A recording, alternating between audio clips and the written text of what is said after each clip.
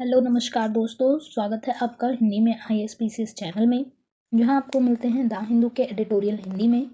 तो दोस्तों, आज का एडिटोरियल है रचनात्मक सूत्र भारत G20 और यूक्रेन संघर्ष पर।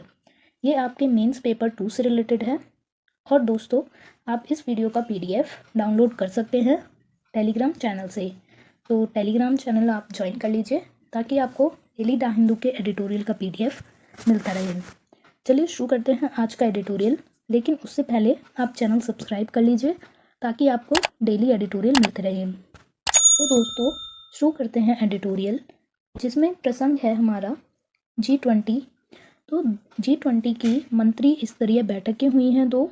एक तो हुई है बेंगलुरु में वित्त मंत्री यानी फाइनेंस मिनिस्टर और सेंट्रल बैंक के गवर्नर्स की, और एक बैठक हुई है दिल्ली में जो कि विदेश मंत्रियों की है। तो इन बैठकों में यूक्रेन युद्ध पर अभी आम सहमति नहीं बनी है, क्योंकि भारत के हित अपने अलग हैं और उस पर एक नैतिक दबाव भी है। इसी वजह से अभी राजनयिक और G20 के जो अधिकारी हैं उनको अभी कुछ भी हमारी तरफ से निर्देश नहीं दिया गया है, और सरकार जो है वो G20 की अध्यक्षता के लिए अपनी रणनीति पर काम कर रही है। तो जान लेते हैं G20 के बारे में। दोस्तों, G20 सबसे बड़ी और सबसे तेजी से बढ़ती हुई अर्थव्यवस्था वाले देशों का एक समूह है। ये एक सलाहकार निकाय है, संधि आधारित यह मंच नहीं है, इसलिए इसके निर्णय अपने सदस्यों के लिए अनुशंसाएं हैं। तो ये एक कॉन्ट्रैक्चुअल ग्रुप नहीं है, ये एक केवल एडवाइजरी ग्रुप है।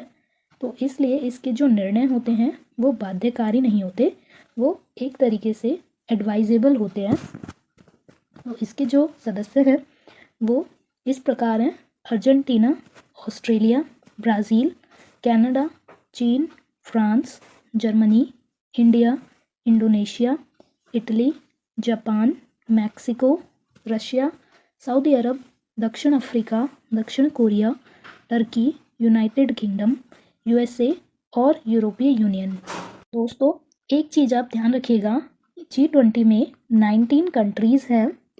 कंट्रीज़ जो हैं इंडिविजुअल 19 है, और एक जो है यूरोपियन यूनियन है, जो कि सारी यूरोपियन कंट्रीज़ का, अधिकांश यूरोपियन कंट्रीज़ का एक यूनियन है, ग्रुप है। तो इसमें 19 कंट्रीज़ हैं और एक है यूरोपियन यूनियन। ये मिला के बनते हैं G20। तो इसकी कार्य प्रणाली जो है उसे 2 ट्रैक्स में बांटा गया है। पहला तो है फाइनेंशियल ट्रैक, जिसमें कि G20 के वित्त मंत्री और केंद्रीय बैंकों के गवर्नर और उनके प्रतिनिधि शामिल होते हैं, और पूरे वर्ष में ये काफ़ी बैठकें करते हैं जो कि मौद्रिक और राजकोषीय मुद्दे, वित्तीय विनियम आदि पर आधारित होते हैं। और दूसरा ट्रैक होता है शेरपा ट्रैक, जो कि राजनीति से जुड़ा हुआ होता है। भ्रष्टाचार विरोध, विकास, ऊर्जा, डिजिटल अर्थव्यवस्था, कृषि, स्वास्थ्य, पर्यावरण आदि जैसे मुद्दे इसमें रहते हैं। तो प्रत्येक G20 देश का प्रतिनिधित्व उसके शेरपा द्वारा किया जाता है, यानी कि एक अधिकारी होता है जो अपने संबंधित देश के नेता की ओर से अपने विचारों को, प्रस्तावों की योजनाओं को प्रस्तुत करता है। तो G20 का महत्व एक बार देख लीजिए। G20 सदस्यता चारों ओर का प्रतिनिधित्व करती है, यानी कि इसमें जो वैश्विक GDP है, पूरे विश्व की GDP का 80% इस ग्रुप में है, और वैश्विक व्यापार का 75% इस समूह के अंडर है।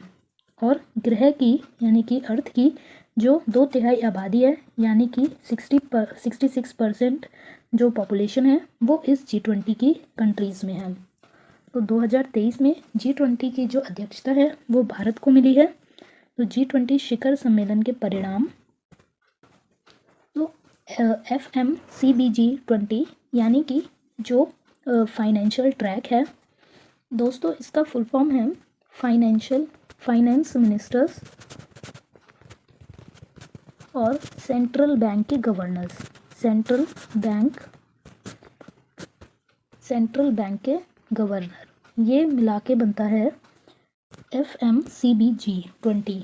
तो ये जो वित्त ट्रैक है, इसमें जो व्यापारिक गतिविधियाँ होती हैं उनके ऊपर बातचीत की गई है, और रूस पश्चिम के बीच का जो अंतर है उस अंतर को पाटने के लिए भारत ने पिछले साल ही इंडोनेशिया में अनुभव हासिल किया था, जिसे वो अब अपने राजनीतिक बदलावों के साथ साझा कर रहा है। तो बेंगलुरु में आश्चर्य तब हुआ जब रूस और चीन के यूक्रेन युद्ध पर उस भाषा को स्वीकार करने से इनकार कर दिया गया जिस पर वे केवल 3 महीने पहले ही सहमत हुए थे। तो जिसका नतीजा ये हुआ कि वित्त मंत्री निर्मला सीतारमण को एक संयुक्त विज्ञप्ति के बजाय केवल एक अध्यक्ष का सारांश और परिणाम दस्तावेज जारी करने के लिए विवश होना पड़ा। यानी कि सरकार का जो फैसला था वो अंतिम समय में पलट गया। तो सरकार ने उन पैराग्राफों को भी शामिल करने का फैसला किया जिन पर रूस और चीन ने आपत्ति जताई थी। तो यह एक मिसाल है, जैसा कि पिछले साल इंडोनेशिया अध्यक्ष बना था और इंडोनेशिया ने संयुक्त विज्ञप्ति और FMCBG ने कई और अधिकांश देशों की भावनाओं को व्यक्त किया। तो इंडोनेशिया की तरह ही इंडिया भी अपनी जो है भावनाओं को व्यक्त कर रहा है और बेंगलुरु में अस्थिरता के बाद भी यह काफ़ी महत्वाकांक्षी था। सरकार ने फाइनेंस मिनिस्टर्स का जो ग्रुप है इस पर संयुक्त बयान के लिए बातचीत का प्रयास करने के लिए चुना। तो जो विदेश मंत्री थे S जयशंकर, उन्होंने 2 बाली पैराग्राफों पर मतभेदों का हवाला देते हुए अध्यक्ष का सारांश और परिणाम दस्तावेज भी जारी किए। तो आगे का रास्ता यानी वे फॉरवर्ड जान लेते हैं। जबकि 2 बैठकों ने भारत की G20 प्रक्रिया को एक पथरीली शुरुआत दी है। सितंबर में नेताओं के शिखर सम्मेलन के लिए एक लंबा रास्ता तय करना है।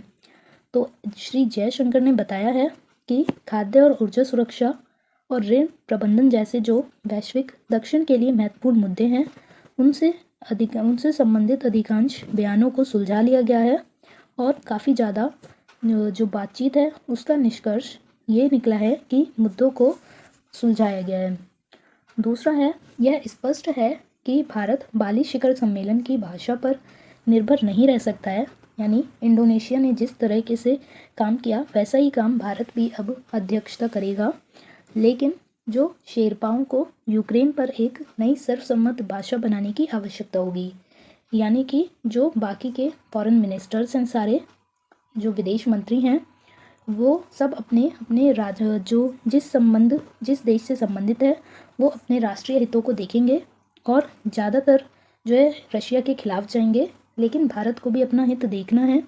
तो इसलिए जो फॉरेन मिनिस्टर्स हैं वो एक नई सर्वसम्मत भाषा बनाने के लिए जागरूक होंगे।